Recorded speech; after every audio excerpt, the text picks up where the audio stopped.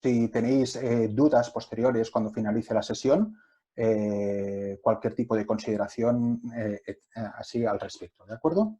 Pues vamos un poco a ver a lo que es el propósito de este webinar. Este webinar lo que pretende es que podáis comprender cuáles son los enfoques que tiene el método Kanban para conseguir una serie de resultados. El primero y más importante de ellos es cómo aumentar la rapidez de ejecución de los proyectos y de los servicios que realiza vuestra área sin sobrecargar al equipo. Y esto realmente es un objetivo que es muy ambicioso y ampliamente perseguido por cualquier área que tenga, digamos, que tenga que satisfacer a unos clientes, ya sean internos o externos. Porque la pregunta básica de cualquier cliente, interno o externo, es ¿cuándo lo voy a tener? Y de aquí, digamos, el enfoque de Kanban dentro de lo que es el mundo de las metodologías ágiles, ¿de acuerdo? Hay otro beneficio que proporciona Kanban, que es mejorar el seguimiento y el control del trabajo que estamos realizando dentro de nuestra área, pero sin exigirnos una gran dedicación de tiempo a realizar este seguimiento. Y esto lo realiza a través de herramientas como el tablero Kanban, que seguramente todos vosotros ya conocéis de alguna u otra forma. Luego está cómo ayudarnos a detectar, a identificar oportunidades de mejora de una manera fácil y que además que sean oportunidades de mejora sencillas de implantar precisamente para conseguir esos objetivos de mejora sin suponer un lastre tremendo para nuestra organización. Y luego, cómo facilitar el cambio, cómo hacer que el cambio sea fácil precisamente para poder llevarlo a su máxima expresión. ¿De acuerdo? Pues estos son los objetivos que tenemos con este webinar. No es enseñaros herramientas muy concretas y específicas de Kanban, sino sobre todo lo que es una visión a alto nivel y mucho más amplia de lo que pueda ser la visión más a nivel de tierra y de trinchera, que esto se ofrece digamos, en cursos como el que tenemos de fundamentos de Kanban. ¿De acuerdo?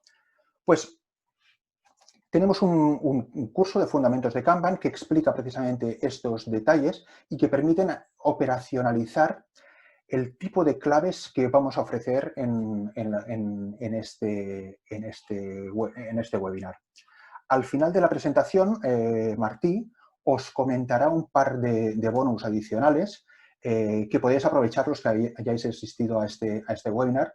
Uno es la posibilidad de realizar un 2x1 de asistencia, pagar uno, pero poder venir dos. Y otro es una pequeña sesión de asesoría para ayudar al despliegue de Kanban en vuestros equipos si es de interés este tipo de beneficios que esta metodología ofrece. Hola. ¿Sí? Una cosita, que estoy pendiente ahora. Anda, espérate. Para el vídeo. Wow, un segundillo. Un zoom y no me he dado cuenta. Y resulta que estoy con el vídeo puesto. Madre de Dios. Creo que hay alguien con el micro abierto. Sí.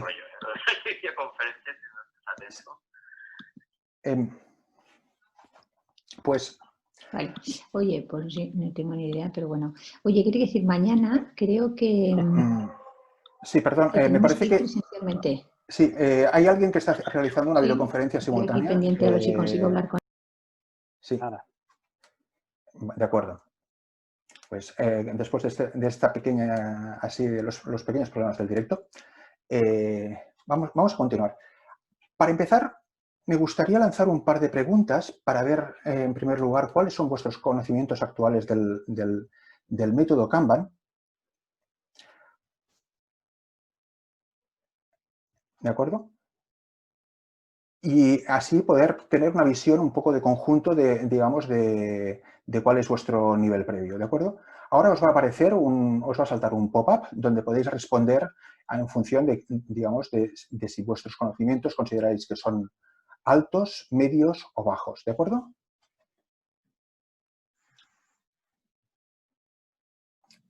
Pues cuando...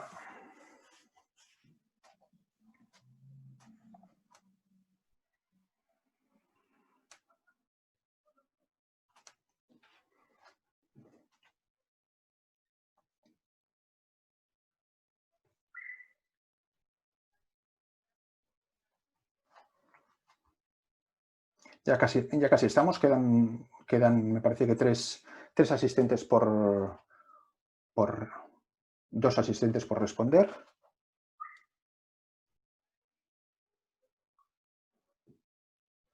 Uno, pero me parece que igual está ocupado.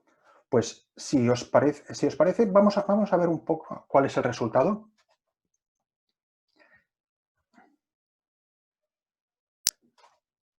¿Os aparece en la pantalla el resultado de esta encuesta? Sí. ¿Sí? Pues básicamente sois un equipo que tiene conocimientos medios de Kanban, y esto es una cosa que está bastante bien. La mayoría de vosotros, así un poco por encima del 60%, y unos pocos, y un 40% consideráis que tenéis conocimientos bajos. Esto, lógicamente, es vuestra percepción al respecto.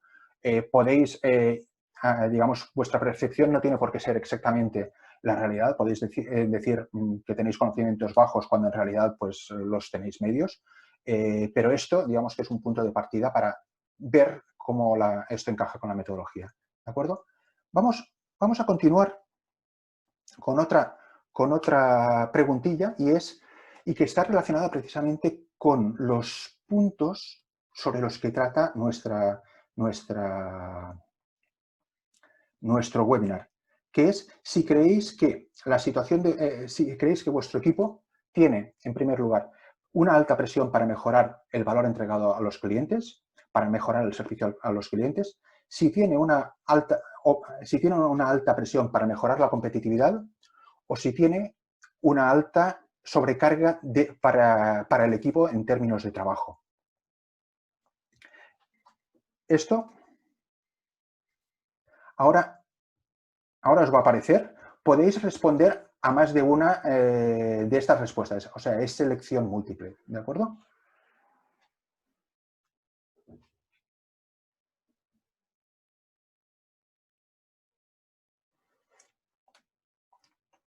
Se puede dar en vuestro contexto de que tengáis pues más de, digamos, que tengáis más de un tipo de presión encima.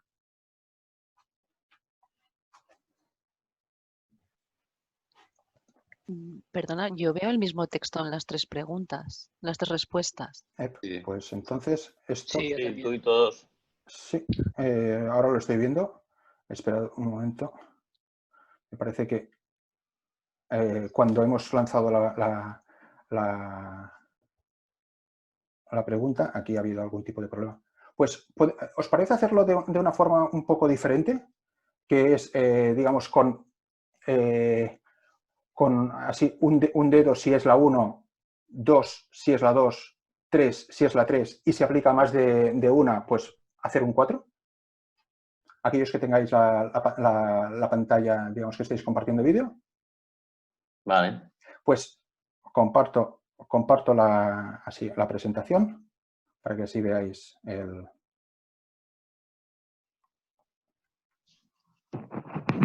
Si creéis que vuestro equipo tiene presión para mejorar el valor, el valor entregado al cliente, plazos, etcétera, 1.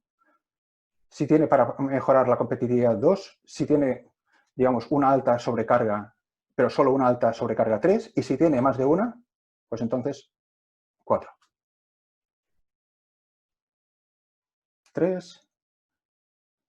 No veo si hay ARC es 3 o 4. 3, 1, 1, 3, 4, 3, 4, 4, 3, 3, 3. Veo que aquí, entre los que estáis compartiendo el vídeo, veo bastantes 3 y bastantes 4.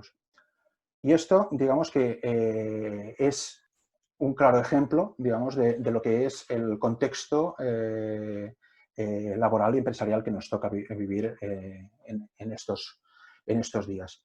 Un contexto, digamos, en el que hay una fuerte sobrecarga para los equipos, ya sea únicamente sobrecarga o ya sea sobrecarga y además presión para mejorar resultados, ya sean para cliente o ya sea en términos de competitividad. ¿De acuerdo? Pues aunque no hayamos podido tener por estos problemas técnicos de configuración el resultado cuantitativo, sí que podemos tener una cierta percepción de por dónde están yendo los tiros. Esto se deriva un poco de lo que es el enfoque habitual de transformación, este tipo de presión. Generalmente, ¿cómo se intenta realizar la transformación en las empresas? Pues la primera cuestión es, lógicamente, hay que mantener o mejorar el rendimiento que tenemos actualmente y además resulta que nos caen encima iniciativas de transformación.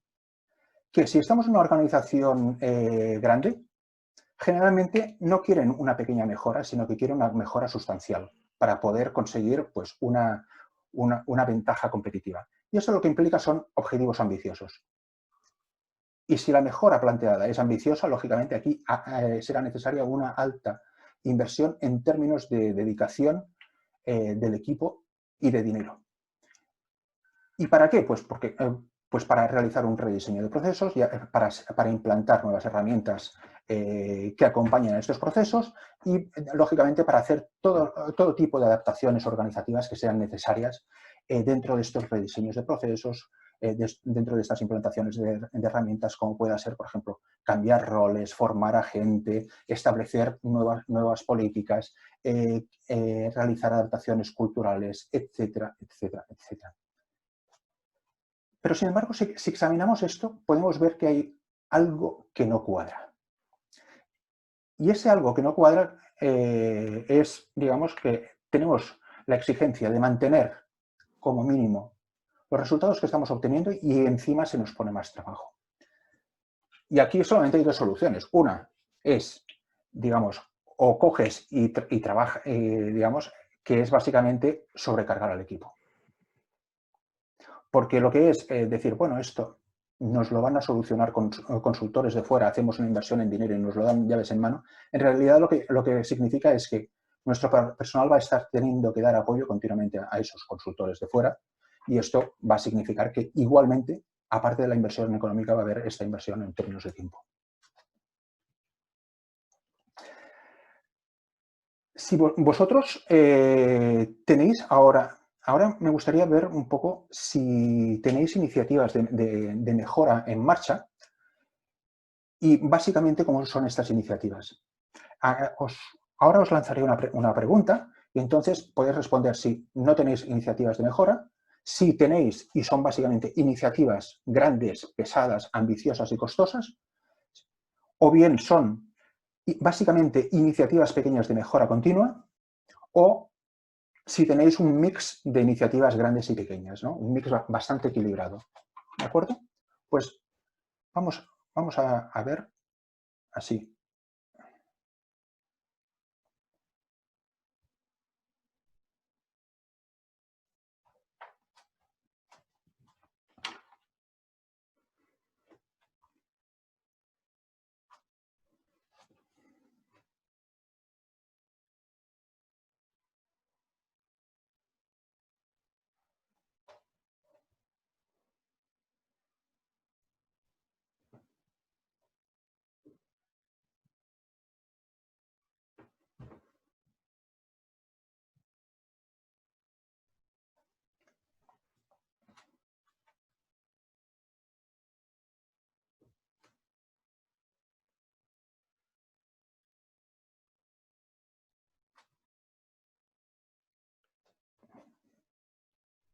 Me parece que ya estáis casi todos. Sí, ya estáis todos.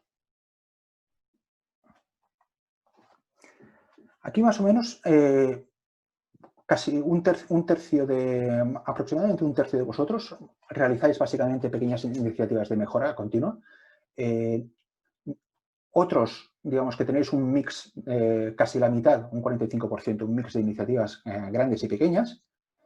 Y aproximadamente un sexto de vosotros tenéis básicamente iniciativas grandes, ambiciosas y costosas. Este tipo de enfoque es un enfoque muy típico en organizaciones relativamente grandes. En una organización relativamente grande tienes que obtener una gran mejora para, así, en términos de rendimiento, para que se note algo, básicamente por su propia dimensión. En organizaciones pequeñas es mucho más fácil, digamos, saldrá de una forma mucho más natural todo lo que es ejecutar iniciativas pequeñas. Sin embargo, en una organización grande va a ser, digamos, el enfoque va a tender a ser así, básicamente, de iniciativas bastante grandes.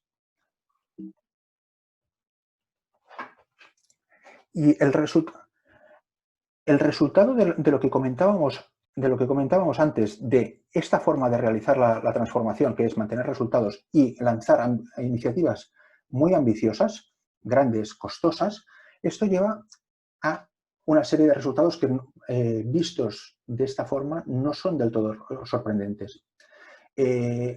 McKinsey hizo ha ido haciendo hace unos años unas encuestas sobre transformación a nivel global, a nivel mundial, y encontró que más del 70% de las iniciativas de cambio fracasan.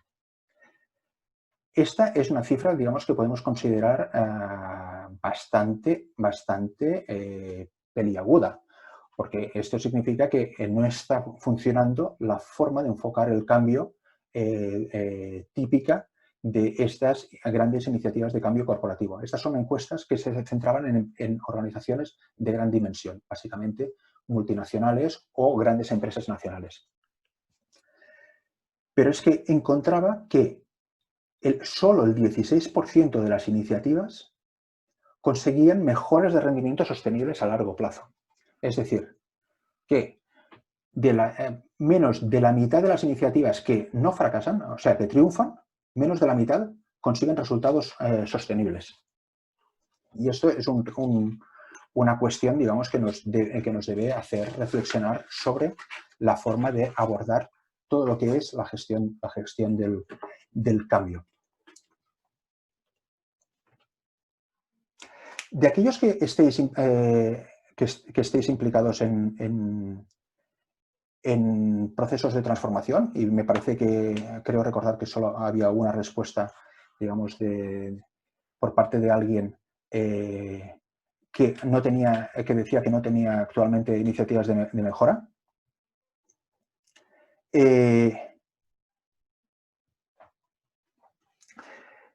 ¿Cuál es vuestra, de los que tenéis iniciativas así al respecto en marcha, cuál es vuestra percepción que tenéis respecto al resultado de estas iniciativas? Y aquí ¿tenéis la percepción de que consiguen un avance enorme y tangible, o que por el contrario se corre mucho para prácticamente no moverse de sitio?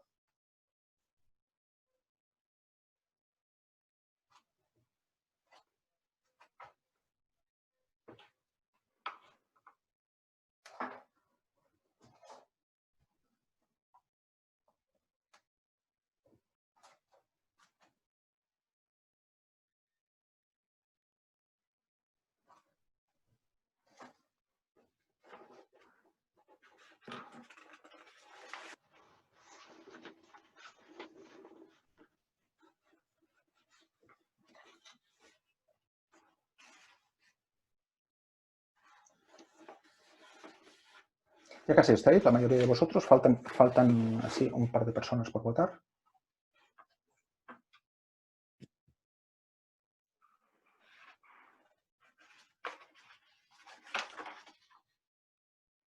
Sí, pues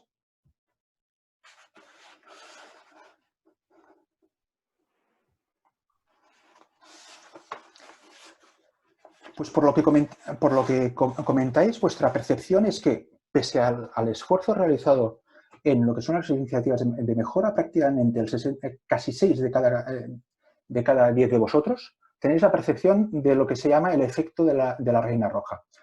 No sé si alguno de vosotros recuerda el libro de Alicia a través del espejo, de Lewis Carroll, que hay un momento en el que los personajes hacen una carrera y por más que corren, se quedan en el mismo sitio.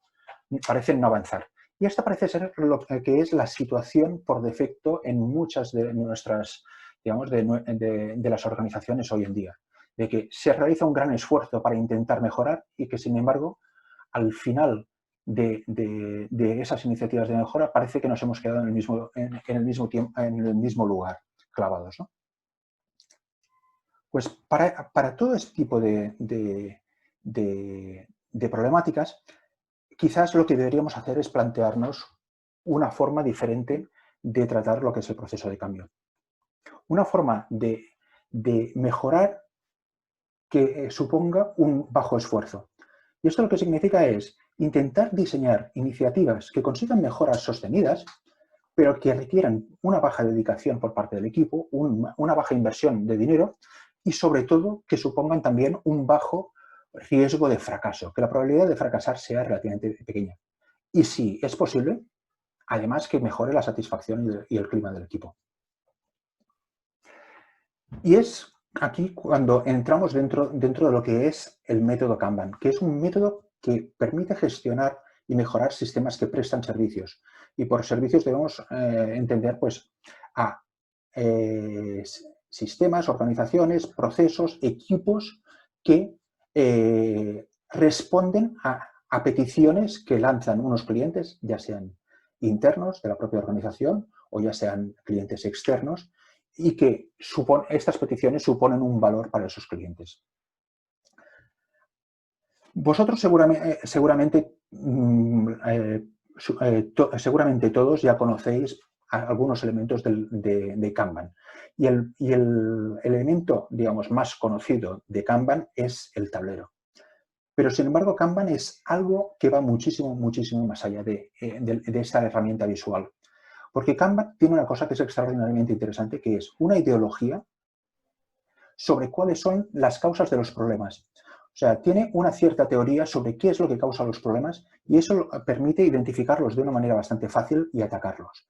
Y aquí es donde se encuentra la clave del valor a la hora de conseguir una mejora ágil en los resultados.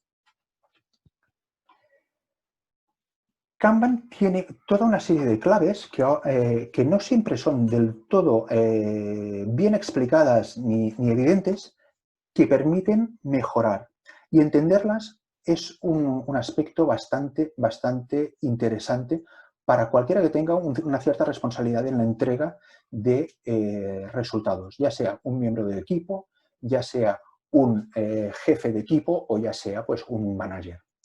Y estas claves, estas ideas, lo que nos permiten es tener un determinado enfoque que nos permita no quedarnos clavados en el mismo sitio pese a que corramos mucho. Vamos a ver todas y cada una de ellas. El primer punto para hacer posible esta mejora de resultados es una regla que es muy sencilla, que es hacer fácil el cambio. Esto parece sencillo de decir, pero fácil de hacer, pero difícil de hacer. Y no deja de ser prácticamente una aplicación de lo que es la ley del mínimo esfuerzo. ¿Para qué? Pues para intentar reducir lo que es la fricción y el riesgo de fracaso, que son dos de los elementos más, digamos, que tienden a provocar más el fracaso de las iniciativas de cambio. Por esto es muy importante una de las reglas de Kanban, que es empieza con lo que ya haces. ¿Por qué? Pues porque cambiar ligeramente lo que ya haces te va a suponer mucho menos esfuerzo que intentar establecer un sistema totalmente nuevo. Un proceso totalmente nuevo de arriba abajo, con un cambio bastante radical. Y esto además lo que permite es que podemos utilizar Kanban con otras metodologías que estemos aplicando en nuestra propia casa, ya sea Scrum, ya sean pues otros modelos digamos de cambio o de mejora que estemos utilizando. Y una vez que tenemos esto de empezar con lo que ya haces, se trata de realizar pequeños cambios que sobre todo sean realizables en el día a día. Y no solamente realizar pequeños cambios, sino llevar pocos cambios en paralelo. Es decir, reducir la cantidad de cambios simultáneos. Hacer pocas cosas, pero hacerlas bien y sobre todo plantearlas, digamos, seleccionando aquellas que sean realizables en el día a día, de forma que no se provoque una sobrecarga de nuestro equipo. Porque al final esa sobrecarga se va a acabar pagando de una forma u otra. Si el equipo está sobrecargado, al final tendrá que sacrificar o bien la calidad de la iniciativa de cambio o bien tendrá que empezar a sacrificar el valor de los servicios que entrega a sus clientes. Y en cualquiera de los dos casos estaremos tirándonos piedras a nuestro tejado. Una vez, digamos, que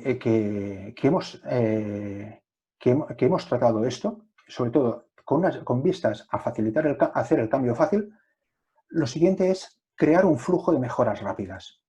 Y es intentar detectar cambios de bajo coste y de corto plazo de implementación y sobre todo poner la lupa en identificarlos y localizarlos. Aquí lo que se trata es de acumular muchos pequeños cambios para producir un efecto enorme a medio plazo. Esto vendría a ser, digamos, lo que es utilizar el interés compuesto. No sé si alguno de vosotros alguna vez ha leído que si, se hubiera puesto pues, un denario el día del nacimiento de Jesucristo a un 1% de interés, el número de denarios la cantidad de dinero que supondría actualmente sería francamente espectacular. Pues pequeños cambios que pueden parecer que tienen un efecto imperceptible y que vistos a priori parecen así, dices, bueno, pero es que apenas hemos mejorado, nos queda mucho. Sí, pero uno detrás de otro, detrás de otro, detrás de otro, fáciles, sencillos de implantar y que podemos ir produciendo una corriente continua de ellos, puede tener un gran efecto. Luego, otro aspecto que sería enfocarse precisamente en el cambio mínimo efectivo. Vosotros seguramente habéis oído hablar del producto mínimo viable, que esto es un concepto que se utiliza mucho dentro de lo que es Lean Startup y dentro de lo que es agilidad. Pues tenemos que plantearnos la selección de los cambios como intentar encontrar cuál es el cambio mínimo efectivo, el cambio mínimo que produce un cierto resultado, que puede ser un resultado pequeño, pero cuál es la cantidad mínima de cambio que produce un cierto resultado. Y entonces ir acumulando uno encima de otro. Y otro aspecto importante es ver las mejoras como experimentos. En otras palabras, plantearlo como un experimento, y esto significa que no vamos a intentar obligar a nadie a adoptarlo y ver qué es lo que sucede. Si el resultado es bueno, pues entonces nos podemos plantear adoptar si resulta que no hay efectos secundarios. Y si el resultado es malo, pues entonces, como habremos hecho un cambio bastante pequeño, ir atrás y revertir la situación original va a resultar bastante sencillo. ¿De acuerdo? Otro aspecto relevante dentro de Kanban es el enfoque que tiene, que es un enfoque muy dirigido al cliente. El cliente, ¿qué es lo que nos acostumbra a pedir los peticionarios? ¿Cuándo estará? Pues aquí Kanban se enfoca sobre todo a lo que son los plazos de entrega.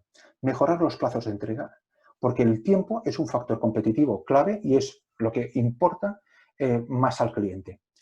Pero no se enfoca a mejorar los plazos de entrega de cualquier forma, sino sobre todo atacando esperas. Porque el análisis de los tiempos de entrega de servicios acostumbran a mostrar que la mayor parte del tiempo de ejecución, del tiempo de entrega, es tiempo en el que hay esperas de alguna u otra forma. Y si no, intentad pensar en algún servicio, alguna petición que estéis resolviendo y que tengáis entre manos, ¿cuál es la cantidad de horas que os exige? ¿Cuándo fue el momento en el que entró? ¿Cuál es el momento en el que sale? E intentad calcular el porcentaje. Acostumbran a salir porcentajes bastante bajos. ¿Y cómo atacar esperas? Pues Kanban identifica, dentro de esa ideología de cambio, identifica toda una serie de factores que son los que provocan esas esperas. Factores como son los cuellos de botella, es decir, recursos, personas, fases de nuestro proceso que tienen una capacidad menor a la demanda que están experimentando, dependencias, como puede ser servicios, inputs que tiene que proporcionar algún otro departamento de nuestra organización o que tiene, por ejemplo, demanda por fallos, que son defectos, problemas, cuestiones que no estaban del todo claras en las peticiones que hemos recibido y que entonces esto nos va a provocar tener que ir para atrás para corregir todo esto. Bloqueos de tipos muy diversos. También exceso de trabajo en curso o alta variabilidad y sistemas push. Todos estos son factores que Kanban, dentro de esa teoría de qué es lo que provoca los largos tiempos de entrega, tiene, y en las que se profundiza dentro y existen herramientas para identificar unas u otras.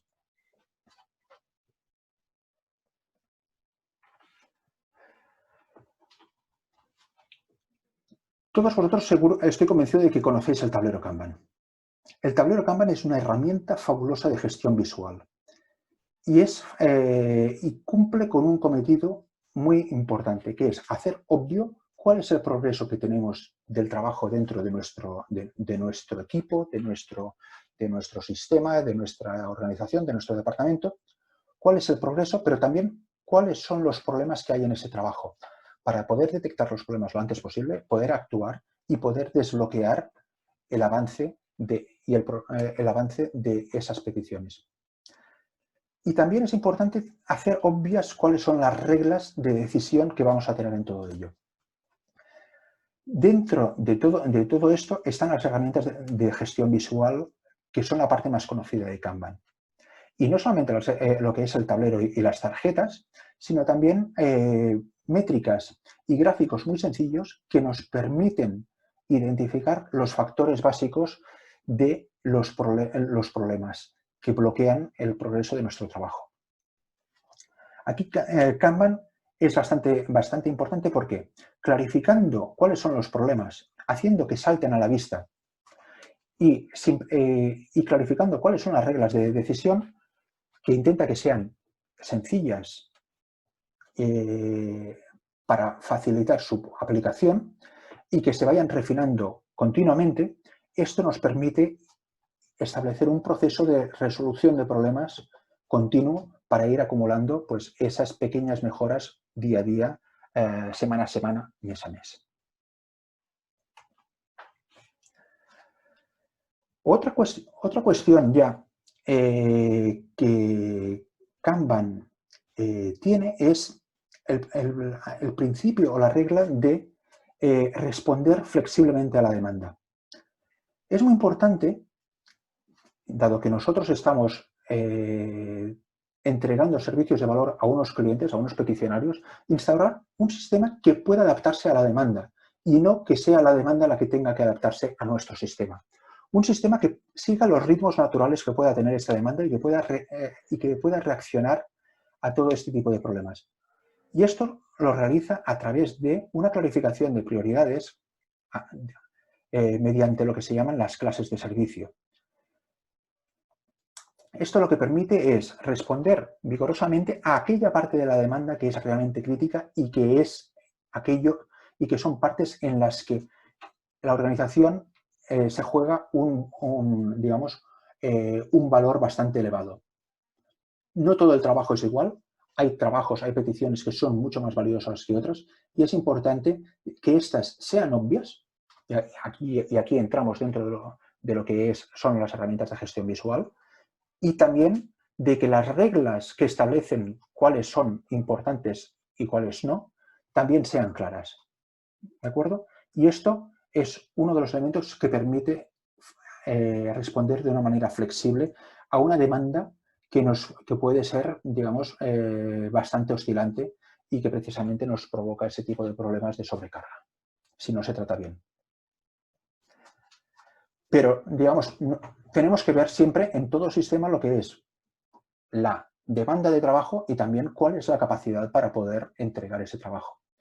Y aquí hay una cuestión bastante importante, que es establecer lo que se llaman límites al trabajo en curso. Es decir, limitar la sobrecarga del equipo para concentrarlo en la entrega. Esto Para explicarlo de una forma muy sencilla, lo que son los límites al trabajo en curso, viene a ser, digamos, se puede explicar de que si tenemos una petición que supone 40 horas y nos concentramos únicamente en realizar esta petición, la vamos a sacar en una semana de trabajo. Sin embargo, si tenemos que partirnos por igual en 2 peticiones, que son de 40 horas, vamos a tardar 2 semanas en entregarlas. Y si tenemos 3 y tenemos que repartirnos por igual, vamos a tardar 3 semanas. Limitar el trabajo en curso permite enfocarse, también obtener ganancias de productividad, pero sobre todo, lo que permite es acortar tiempos de entrega. Pero esto de establecer límites al WIP parece una cuestión contradictoria con lo que se comentaba antes, que es adaptarse a la demanda. Porque aquí podríais decir, bueno, estamos estableciendo un filtro, digamos, en el sistema, no dejando entrar la demanda que nos llega. Sí. ¿Y por qué? Pues porque habíamos comentado que no todas las peticiones que nos hacen son igualmente valiosas. Aquellas que son muy, muy valiosas, esas las tenemos que tratar y entregar lo antes posible. Y el resto tenemos que intentar, la demanda no crítica, tenemos que intentar ser conscientes de que es importante establecer un sistema para moldar esa demanda no crítica de forma que no desborde el sistema y que afecte a la capacidad de entrega.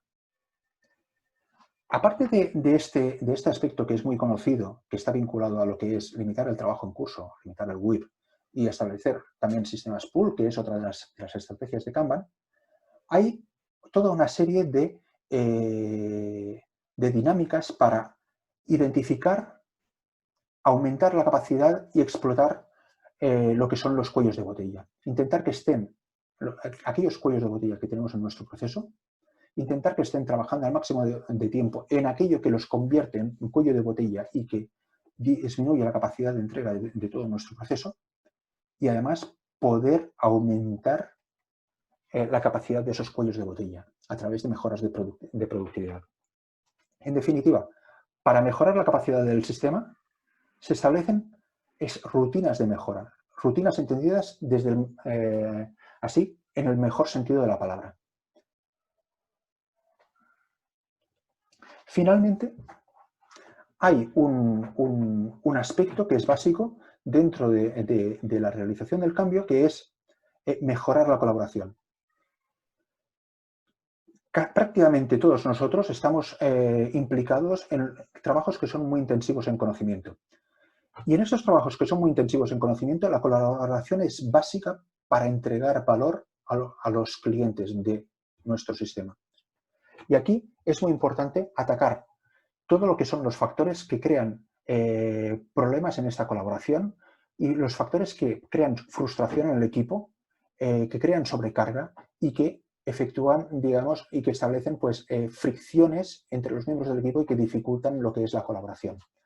Aumentar la polivalencia o cambiar los incentivos y establecer en el equipo una visión de sistema y no una visión local es un elemento muy importante para conseguir sincronizar a todos los que están participando en obtener estas mejoras. Todos estos elementos, todas estas claves de las que he hablado hasta ahora, son cosas que son bastante sencillas, bastante de sentido común y que ayudan precisamente a conseguir mejoras haciéndolas fáciles, haciendo que sean tangibles, pequeñas, fáciles de implementar, pero que no sobrecarguen al equipo, que según habéis comentado, es uno de los elementos, digamos, que más os afectaban dentro de lo que es vuestro contexto del día a día. Kanban establece toda una serie de principios y una serie de guías para poder identificar con lupa cuáles son los problemas que tenemos y hacer que nos salten a la cara de forma que sean muy fáciles de tratar y que sea fácil de establecer la colaboración. Estos son elementos que se detallan pues, en forma de herramientas, en forma de prácticas, que esto es digamos, los aspectos más operativos que son importantísimos para poder llevar a cabo estos aspectos generales. Esto son las formas en las que Kanban ayuda a establecer pues, esta mejora, implicando un esfuerzo que sea mínimo, utilizando lo que podríamos decir la ley del mínimo esfuerzo, pero eso sí, un esfuerzo bajo pero continuado. Y ahora, pues, lo que es la parte esta de conceptual, Sí. pues la he finalizado y le paso pues, la palabra un poco a Martí para que os hable pues, del curso de Fundamentos de Kanban. Unos comentarios muy rápidos, un speech comercial muy rápido antes de que podáis lanzar preguntas. ¿Vale? Esta presentación es una pequeñísima parte de un curso que vamos a dar dentro de 3 semanas. ¿Vale? Digo pequeñísima parte porque, entre otras cosas, en el curso pues, se verá más el tablero, más las herramientas, más la metodología, más la mentalidad. ¿Vale? Y condensar todo esto en 1 hora es prácticamente imposible, ¿vale? Y además yo creo que estamos hablando de un tema, de una materia que es bastante... que cuesta un poco de digerir, ¿vale? Es decir, que se necesita un poco de cariño a medida que vas entendiendo para poder ir digiriendo estos contenidos, ¿vale?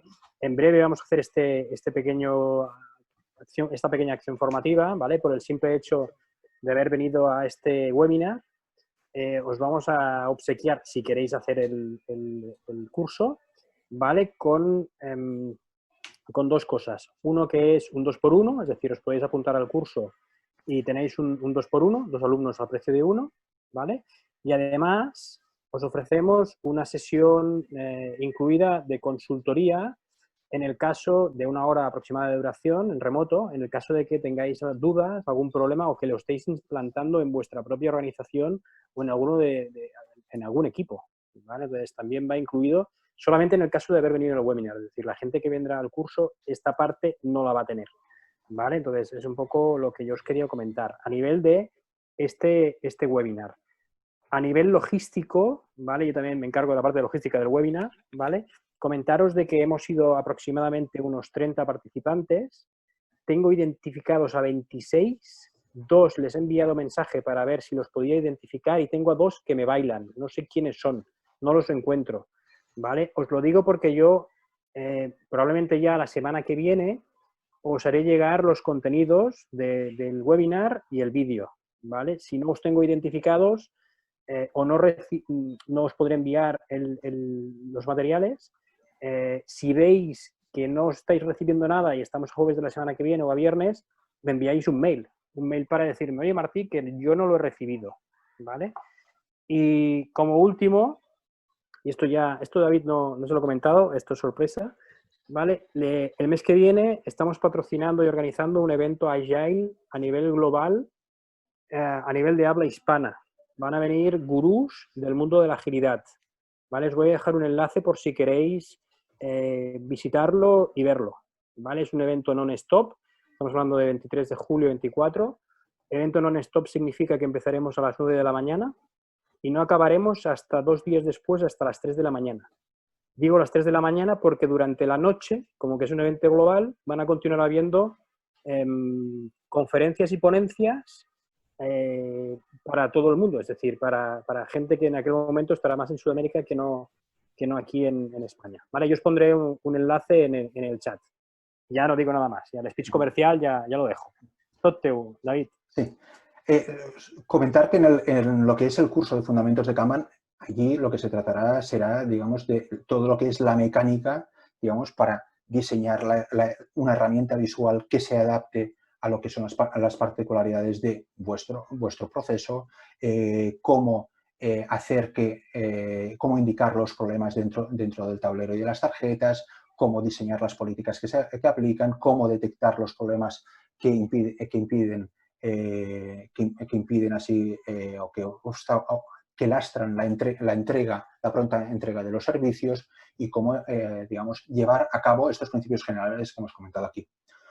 No sé si así Si tenéis algún tipo de preguntas al respecto de cómo puede Kanban ayudaros a implementar cambios que os permitan pues, cumplir con los objetivos que seguramente se os marca.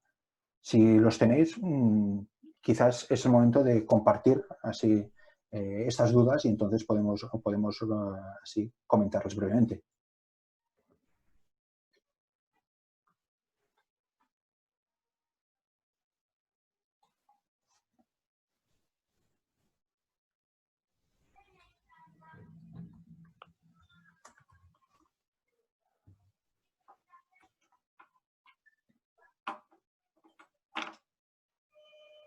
Todos a la vez, ¿no? Que si no, no nos da tiempo.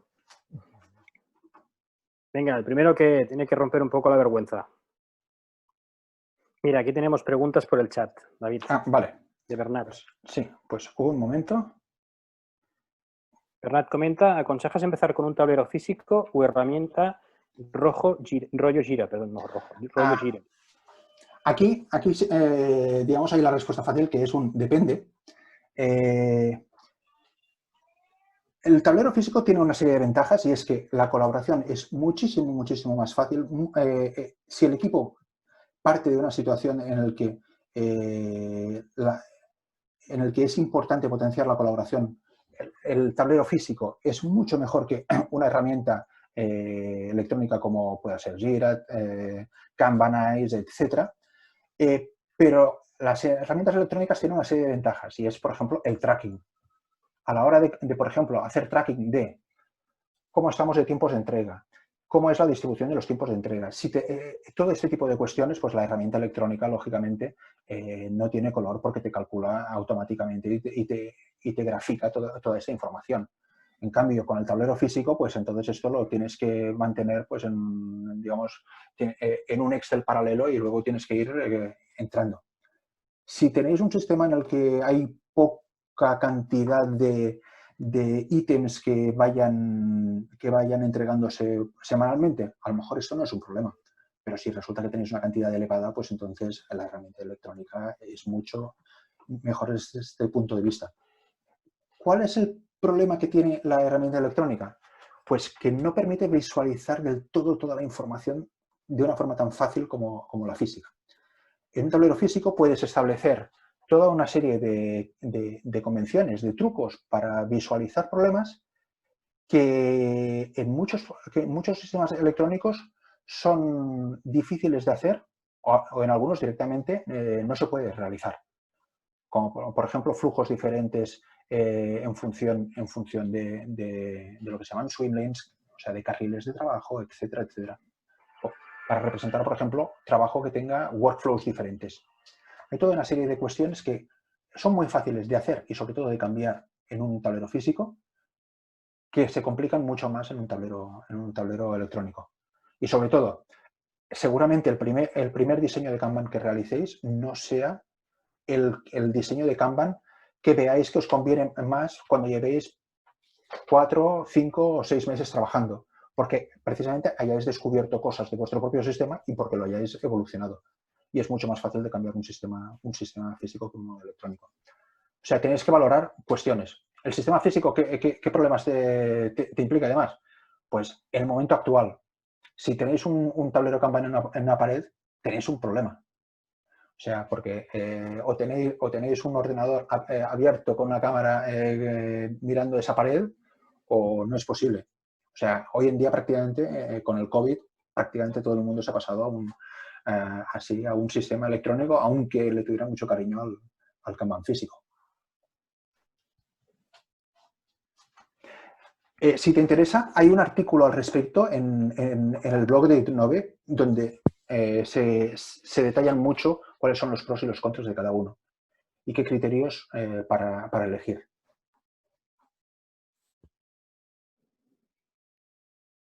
¿Alguien más tiene cuestiones?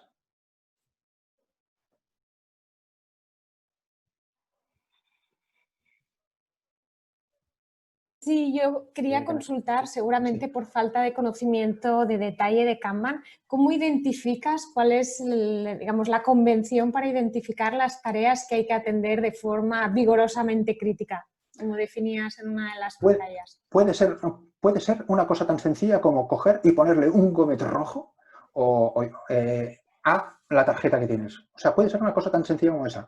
O, por ejemplo, utilizar un color especialmente, digamos, chillón para los ítems estos que sean muy críticos. O puede ser, por ejemplo, tener un carril específico para estos ítems que son muy, muy urgentes, ¿no? Pues estos se tratan aparte, ¿no? Que hay el servicio, digamos, eso es un poco como los hospitales de tiene visita dentro de 3 meses o urgencias automáticamente digamos, pasa dentro, ¿no? Si usted es un caso urgente, ¿no? Excepto que se acumulen los casos, ¿no? Que es lo que ha sucedido en el sistema sanitario últimamente, de forma desgraciada. Muchas gracias, que ha aclarado. Gracias.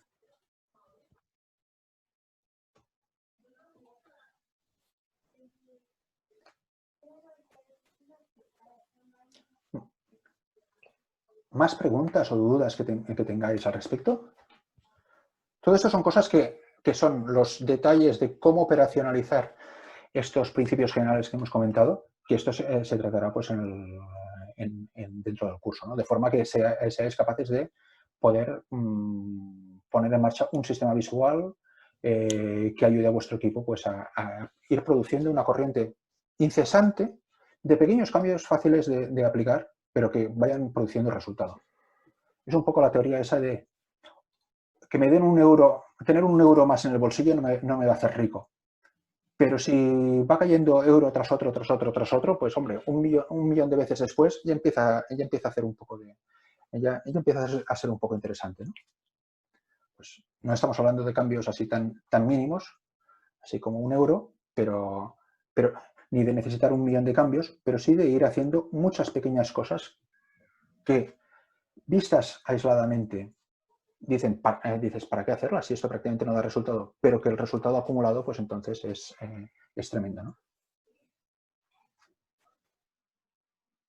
Y la recomendación suele ser, digamos, identificar quick wins de estos que nos van a dar impulso y van a motivar a la gente y tenerlos identificados en primera instancia, ¿no? Para arrancar. Aquí, de hecho, es muy importante todo lo que son las retrospectivas.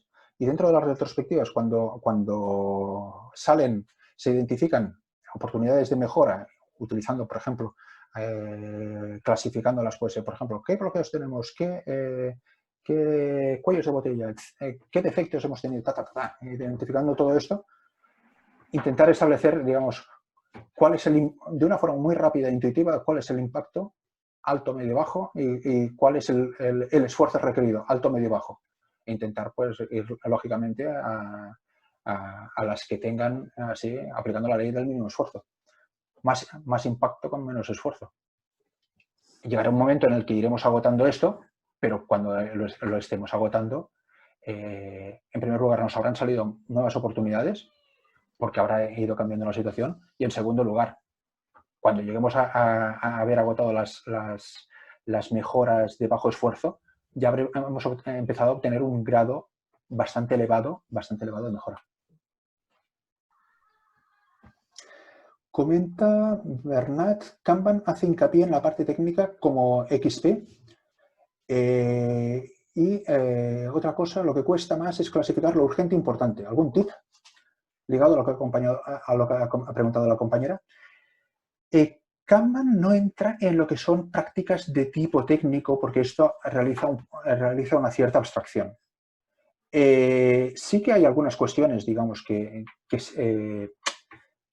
sí que están ligadas a la parte técnica, pero realiza una cierta abstracción porque es un modelo que es aplicable tanto a un departamento TIC como pueda ser, por ejemplo, a un departamento de marketing, a una dirección general que esté implantando una estrategia de cambio, a un departamento de recursos humanos, etc. Lo que es el contenido a nivel técnico de las actividades no es lo importante. Lo importante es ver que lo que tienes es un sistema en el que entra trabajo. Por tanto, hay una cierta demanda, sale trabajo, hay una cantidad de trabajo dentro, hay una serie de pasos para realizar ese trabajo y ese trabajo lleva un tiempo de entrada-salida. Y a partir de aquí, ir jugando con parámetros para intentar optimizar la capacidad de ese sistema. Y luego, lo que más cuesta es clasificar lo urgente e importante. ¿Algún tip? Pues aquí hay una cosa que son lo que se llama las clases de servicio, que es una cosa muy sencilla, que es diferenciar las peticiones según la prioridad que tengamos que dársela, ¿no? Esto vendría a ser una cosa un poco parecida pues, a determinados, por ejemplo, estáis en el aeropuerto, una cola tremenda para pasar a la seguridad y entonces veis que hay una cola al lado donde va un señor, digamos que en ese lado no hay cola y pasa directamente, digamos, por una puerta de seguridad diferente, ¿no? Pues este señor, digamos que está en una clase de servicio diferente. También seguramente ha pagado mucho más por el billete, pero es una forma, digamos, de clasificar lo que es importante y urgente. Y aquí se utiliza un concepto que es lo que se llama el coste del retraso, el cost of delay, que es ¿cuánto dinero va a perder nuestra organización por el hecho de que esto se va a entregar tarde? Y entonces, a partir de esto, de una estimación sencilla de este impacto, pues ver cuál es el nivel de urgencia y cuál es la cantidad de recursos que tenemos que dar a este problema para solucionarlo, ¿no? Haciendo un poco lo que es el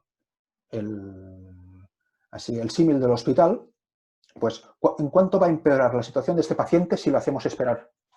Pues pues si vemos que va a empeorar mucho, lo pasamos por urgencias y directamente incluso para quirófanos, si hace falta. Si resulta que no va a empeorar mucho su situación, pues a lo mejor lo tenemos en lista de espera durante meses y meses, ¿no?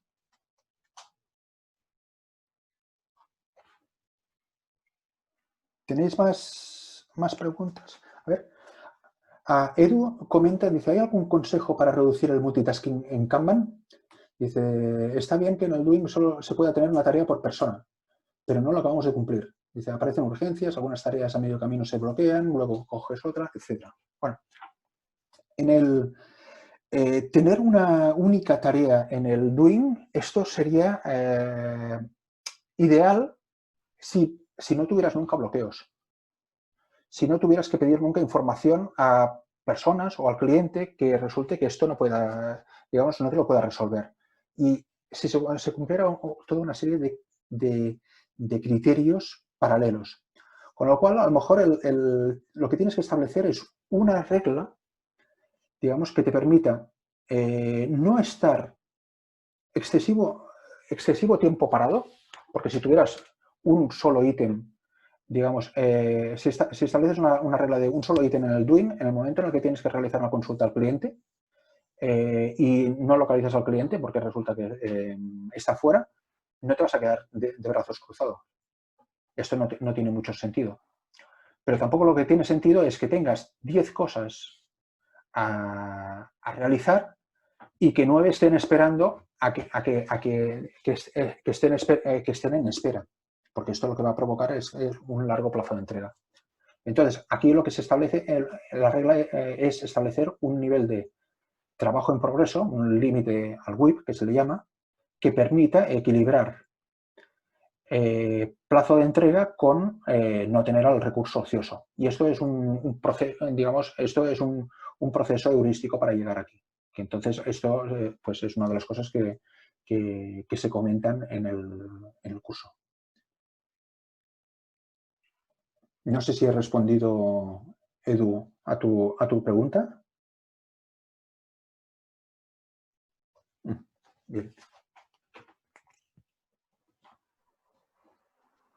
Pues...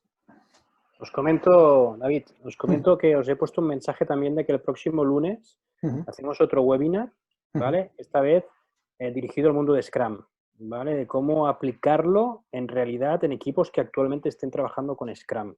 ¿vale? Un taller que haremos el lunes a las 11:30, es también gratuito, es como el de ahora, ¿vale? Que lo va a hacer Alex Ballarín y Oriol Rius, que es un experto también en la materia y que ha montado bastantes startups y empresas importantes. ¿Vale? He puesto el enlace también en el chat.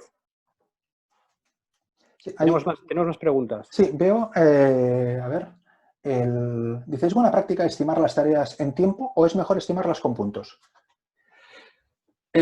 Bueno, si quieres que te diga la verdad, y esto es una opinión mía, los puntos historia es una de las peores ideas en el mundo de la agilidad. Y me explico. Si tú vas al cliente y ¿qué es lo que te pregunta? El cliente te pregunta, ¿cuándo va a estar? O sea, ¿cuándo lo vas a tener? Y entonces le tienes que hablar en un lenguaje que sea transparente para él, porque este es uno de los principios, digamos, tanto de Kanban como de otras metodologías ágiles como Scrum.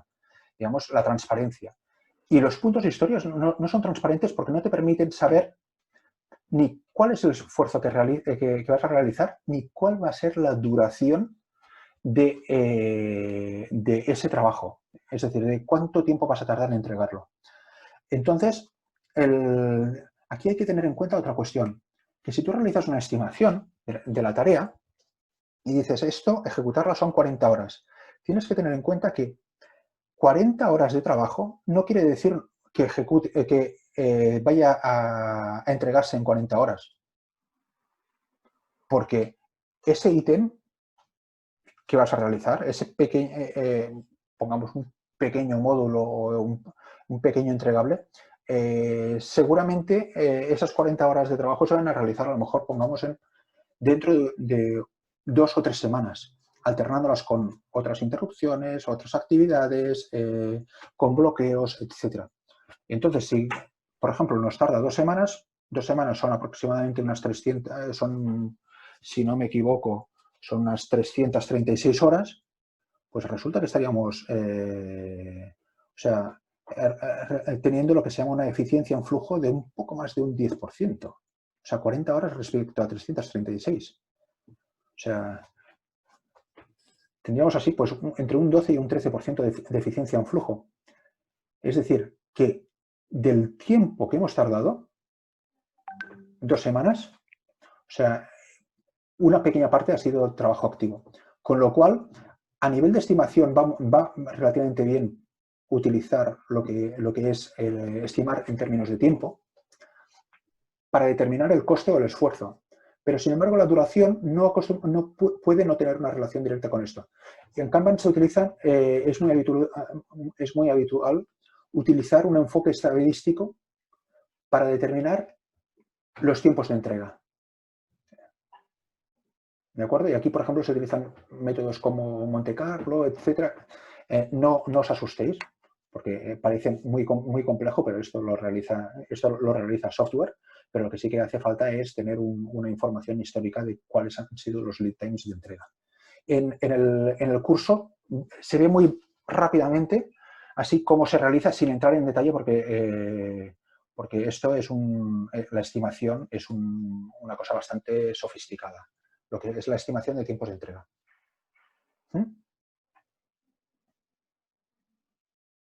No sé si he respondido, Muro, tu pregunta o si queda algún aspecto, digamos, por clarificar en lo que te he comentado.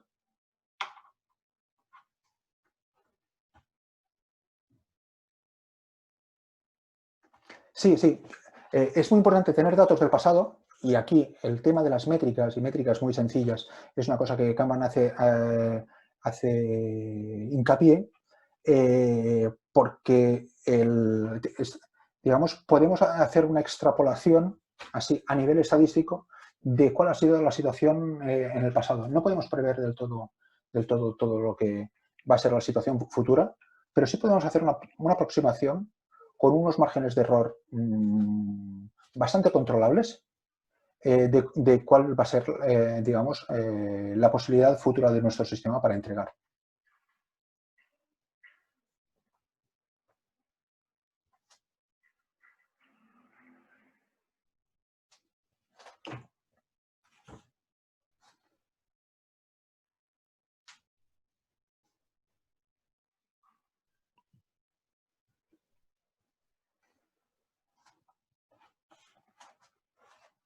¿Tenéis más preguntas o dudas o cuestiones?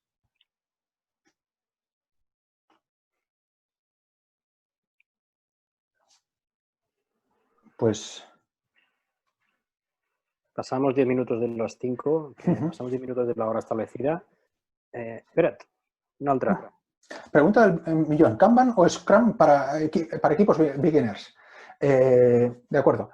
Respuesta del millón. ¿Por qué escoger una cuando te puedes quedar con las dos? Me explico. Kanban tiene cosas que son fabulosas. Scrum tiene cosas que son fabulosas. A mí, por ejemplo, me encanta la idea de sprint, que es una idea que en realidad no existe en Kanban, no porque, básicamente porque coge y disuelve a tiempo completo el sprint, lo fracciona y digamos, lo lleva a un nivel muy atómico, a tiempo continuo. Entonces, pero a mí me encanta la idea de sprint y es una gran cosa. Me encanta la idea de alguien que establece las prioridades, que es el product owner. Esto es una idea fantástica. Tiene cosas fantásticas Scrum. Se puede aplicar conjuntamente y esto son los enfoques, por ejemplo, de Scrum con Kanban o de Scrumban, que cumplen precisamente con este principio de haz fácil el cambio.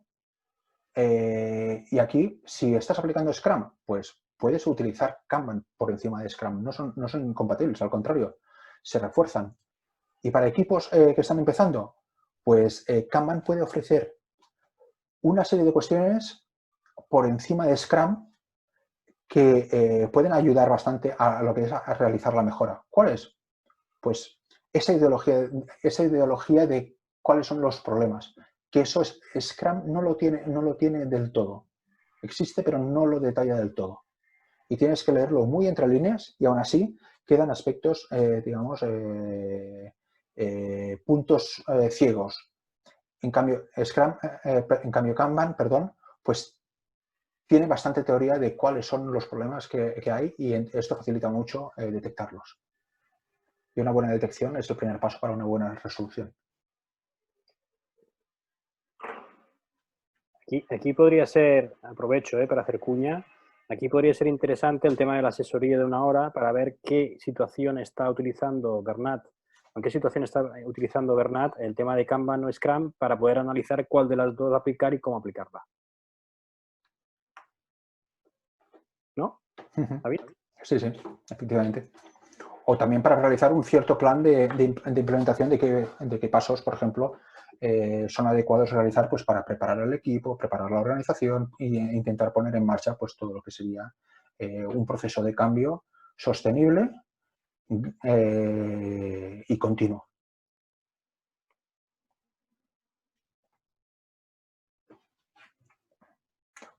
Pues si no hay más preguntas, paso la palabra a Martí y entonces para bueno, proceder, ya pues. si acaso nos despedimos, ya hemos pasado 13 minutos de la hora que habíamos dicho que estaríamos. Normalmente siempre empieza igual, las preguntas son lo que tarda un poco más en finalizar el webinar. Normalmente empiezan con un poco de vergüenza, ¿vale? Pero después la cosa se anima y se alarga, ¿vale? Muchísimas gracias a todos por haber asistido y estamos en contactos para cualquier cosa, ya sabéis dónde nos podéis encontrar. Y recordar que el lunes hay otro webinar. Si queréis participar, estaremos encantados de volveros a ver. Pues muchas gracias y espero que hasta pronto. Gracias, hasta pronto. Hasta la próxima. Hasta la próxima.